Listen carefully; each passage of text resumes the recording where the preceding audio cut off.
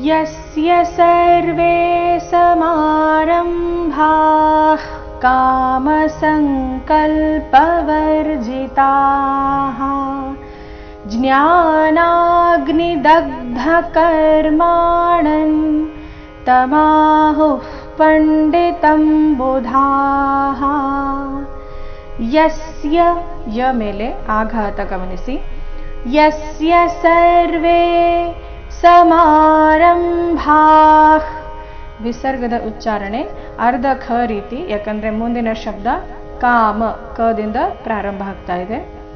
ಸಮಾರಂಭಾಃ ಯಸ್ಯ ಸರ್ವೇ ಸಮಾರಂಭಾಃ ಕಾಮ ಸಂಕಲ್ಪ ವರ್ಜಿತಾಃ ಕಾಮ ಸಂಕಲ್ಪ ವರ್ಜಿತಾಃ ಜ್ಞಾನಾಗ್ನಿದಗ್ಧಕರ್ಮಾಣಂ ಜ್ಞಾನಾಗ್ನಿ ನಾ ದೀರ್ಘ ಬಂದು ಸೌಮ್ಯ ಆಘಾತ ಬರಬೇಕು.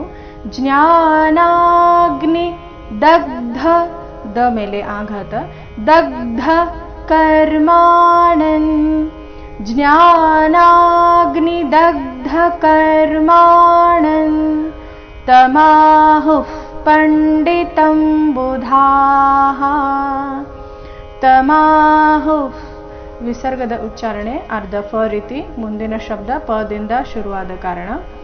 ತಮಾಹುಃ ಪಂಡಿತಂ ಬುಧಾಃ ಬುಧ ನಲ್ಲಿ ಧ ಮಹಾಪ್ರಾಣ ದೀರ್ಘ ಹೇಳಿ ನಂತರ ವಿಸರ್ಗದ ಉಚ್ಚಾರಣೆ ಹ ಎಂದು ಹೇಳಬೇಕು. ಪೂರ್ತಿ ಶ್ಲೋಕ. ಯಸ್ಯ ಸರ್ವೇ ಸಮಾರಂಭಾಃ ಕಾಮಸಂಕಲ್ಪವರ್ಜಿತಾಃ ಜ್ಞಾನಾಗ್ನಿದಗ್ಧಕರ್ಮಾಣಂ ತಮಾಹುಃ ಪಂಡಿತಂ ಬುಧಾಃ.